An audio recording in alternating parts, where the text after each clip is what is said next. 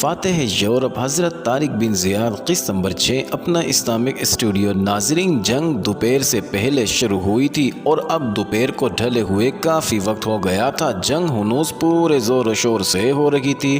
سرفروش بڑی دلیری سے لڑ رہے تھے۔ مسلمان جس جوش و جرأت سے لڑ رہے تھے اس سے معلوم ہوتا تھا کہ وہ یہ چاہتے ہیں کہ جنگ ظہر کا وقت قضا ہونے سے پہلے ہی ختم ہو جائے، مگر عیسائی بھی کچھ موم کے بنے ہوئے نہ تھے۔ وہ بھی نہایت دلیری اور بہادری سے لڑ رہے تھے۔ ناظرین، مغیث الرومی دائیں طرف والے دستے کو سنبھالے ہوئے تھا اور کمال جوش سے لڑ رہا تھا۔ انہوں نے اس قدر عیسائیوں کو قتل کر ڈالا تھا کہ انہیں شمار ہی نہ کر سکا تھا، اور اب بھی وہ تھکا نہیں تھا، برابر اسی شد و مت سے حملے کر رہا تھا اور دشمنوں کو ہمتاً مصروف نظر آ رہا تھا۔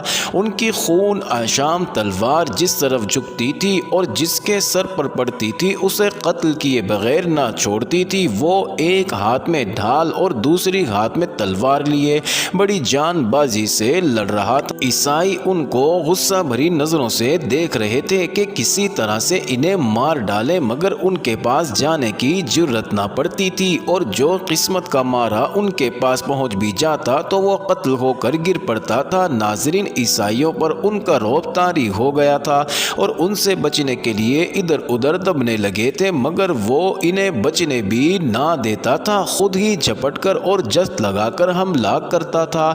ناظرین، طارق لشکر کے درمیان میں تھا اور وہ بھی بھوکے شیروں کی طرح سے غنیم یعنی دشمن پر جا پڑتے تھے۔ یہاں تدمیر بھی موجود تھا اور وہ بڑے جوش و خروش سے لڑ رہا تھا۔ اسے لڑتے ہوئے دیکھ کر عیسائی پوری قوت سے لڑ رہے تھے۔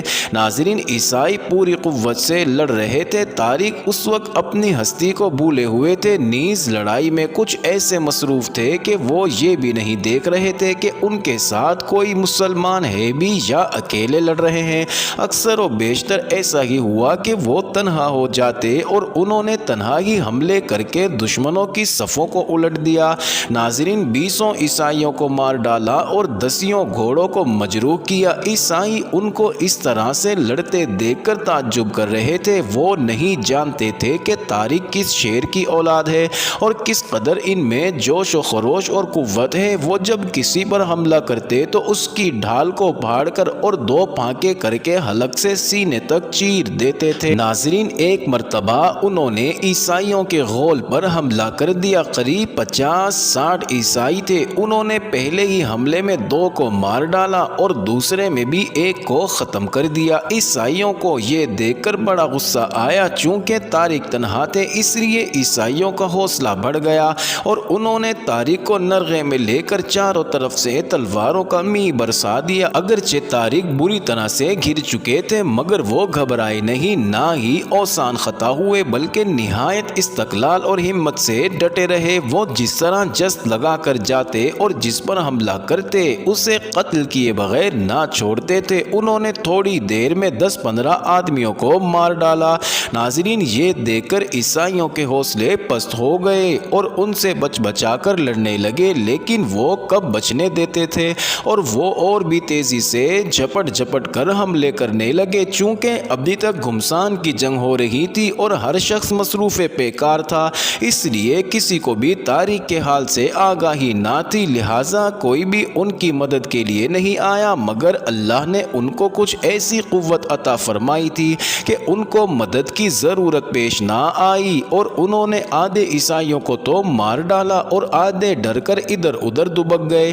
ناظرین، انہیں اس مارکے میں اتنی محنت و مشقت کرنا پڑی کہ جب عیسائی ان کے سامنے سے ہٹے تو وہ پسینے اور خون میں نہا رہے تھے۔ سارے چہرے پر پسینے کے قطرے اس طرح سے بہہ رہے تھے کہ جیسے کہ انہوں نے وضو کیا ہو اور وضو کر کے منہ پوچھنے کی نوبت تک نہ آئی ہو۔ وہ کھڑے ہو کر سستانے لگے۔ اس وقت ان کے ہاتھ بھی شل ہو چکے تھے۔ کھڑے کھڑے ان کی نگاہ آسمان کی طرف اٹھ گئی۔ ناظرین، انہوں نے دیکھا کہ آفتاب مغرب کی جانب جھک گیا ہے اور ظہر کا وقت تنگ ہو رہا ہے۔ چونکہ ہر مسلمان مصروف پیکار تھا اور عیسائی و مسلمان مخلوط ہو رہے تھے، اس لیے یہ ناگزیر ہو گیا تھا کہ نصف لشکر کو پیچھے ہٹا کر نماز شروع کر دی جائے۔ ناظرین، یہ دیکھ کر طارق نے آہ بھرتے ہوئے کہا، آج ظہر کی نماز قضا ہو رہی ہے۔ انہوں نے آسمان کی طرف طرف منہ کر کے کہا، اللہ مسلمانوں کی مدد کر، دیکھ تیری عبادت کرنے والے آج ظہر کی نماز بھی نہیں پڑھ سکے ہیں۔ ناظرین، چند لمحے سستانے کے بعد وہ پھر سے جنگ کے لیے تیار ہو گئے۔ انہوں نے بلند آواز سے فرمایا، مسلمانوں یہ کیا کم ہمتی ہے، لڑائی کو کیوں تول دے رہے ہو، کیوں نہیں کوشش کر کے دشمنوں کو ختم کر ڈالتے۔ ناظرین، یہ کہتے ہی انہوں نے اللہ اکبر کا نعرہ لگایا اور ہر شخص نے ہر جگہ نئے جوش و جذبے سے حملہ کر دیا۔ خود طارق بھی دشمنوں پر جا ٹوٹے اور لڑائی شروع ہو گئی۔ عیسائی بھی شور و غل مچا رہے تھے، مگر مسلمانوں کے نعرے کی آواز میں ان کا غل جذب ہو کر رہ گیا تھا۔ ناظرین، طارق نے دور ہی سے دیکھ لیا تھا کہ تدمیر اپنے ساتھیوں کو جوش دلا کر لڑائی کو برانگیختہ کر رہا تھا۔ انہوں نے ان لوگوں پر حملہ کر دیا جو ان کے سامنے تھے اور نہایت صفائی سے سپاہیوں کو مار کر تدمیر کے پاس جانے کا راستہ صاف کر دیا۔ ناظرین، تدمیر دور ہی سے کھڑا ان کی لڑائی کی کیفیت دیکھ چکا تھا، اسے خود بھی حملہ کرنے کی جرت نہیں ہوئی تھی۔ اب جبکہ طارق خود ہی اس کے سامنے آ گئے تو اسے مجبوراً مقابلے پر آنا پڑا۔ اس نے فوراً حملہ کیا۔ ناظرین، طارق کی تلوار نے ڈھال کو پھاڑ ڈالا۔ تدمیر گھبرا گیا، اس نے اپنی ڈھال طارق کے سر پر دے ماری۔ طارق نے جلدی سے اس کی ڈھال کے وار کو روکا اور دوسرا حملہ کرنے کے لیے آگے بڑھا۔ تدمیر سمجھ گیا کہ اگر وہ ذرا سی دیر بھی وہاں رکا تو اس کی موت یقینی ہے، لہٰذا اس نے جلدی سے گھوڑا لوٹایا اور نہایت تیزی سے دوڑا۔ کچھ دور تک طارق نے اس کا پیچھا کیا، مگر وہ گھوڑے پر تھا اور یہ پیدل، اس لیے وہ دور نکل گیا۔ مجبور ہو کر یہ لوٹے اور لڑنے والے عیسائیوں پر ٹوٹ پڑے۔ ناظرین، عیسائیوں نے تدمیر کو بھاگتے ہوئے دیکھ لیا، ان کی ہمتیں ٹوٹ گئی تھیں، حوصلے پست ہو گئے اور وہ بدحواس ہو کر نہایت تیزی سے بڑے بے اوسان ہو کر بھاگے۔ مجاہدین اسلام نے دوڑ کر ان کا تعاقب کیا اور جہاں تک بھی ان کا بس چلا اور موقع ملا انہیں مارتے کاٹتے ان کے پیچھے لگتے چلے گئے۔ لیکن جب عیسائی دور نکل گئے تب طارق نے بلند آواز سے کہا، مسلمانوں واپس لوٹ آؤ، ابھی وقت ہے کہ ہم ظہر کی نماز پڑھ لیں۔ ناظرین، اس آواز کو سنتے ہی جس مسلمان نے سنا اس نے پکار کر دوسروں کو اس سے آگاہ کر دیا۔ اس طرح سے تمام مسلمانوں نے سن لیا اور سب واپس لوٹ آئے۔ انہوں نے میدان جنگ میں ایک طرف جا کر نماز کی تیاری شروع کر دی، وضو کیا اور نماز پڑھنے میں مشغول ہو گئے۔ ناظرین، تدمیر میدان جنگ سے بھاگ کر اپنے خیمے میں پہنچ، جب وہ اپنے خیمے پر آیا تو اس نے بلقیس، امامن اور اسماعیل کو دیکھا اور دیکھتے ہی کہا، اچھا تو تم اس پیکرے جمال کو لے جانا چاہتے ہو۔ امامن، بلقیس اور اسماعیل اسے دیکھ کر ٹھٹک گئے تھے۔ تدمیر نے پھر کہا، امامن تم اپنی بیٹی کو لے جانا چاہتے تھے؟ امامن، جی ہاں۔ تدمیر، کیا تم نہیں جانتے تھے کہ اسے شہنشاہ کے پاس لے جانا ہے اور وہ اسے دیکھنے کے لیے بے قرار ہے؟ امامن، کیا تم نہیں جانتے کہ باپ کو اولاد سے کس قدر محبت ہوتی ہے؟ تدمیر، اگر تم اس سے محبت کرتے ہو تو اس کی بہبود کو مد نظر رکھ کر اس کی فلاح اسی میں ہے کہ یہ شہنشاہ کی منظور نظر بن جائے۔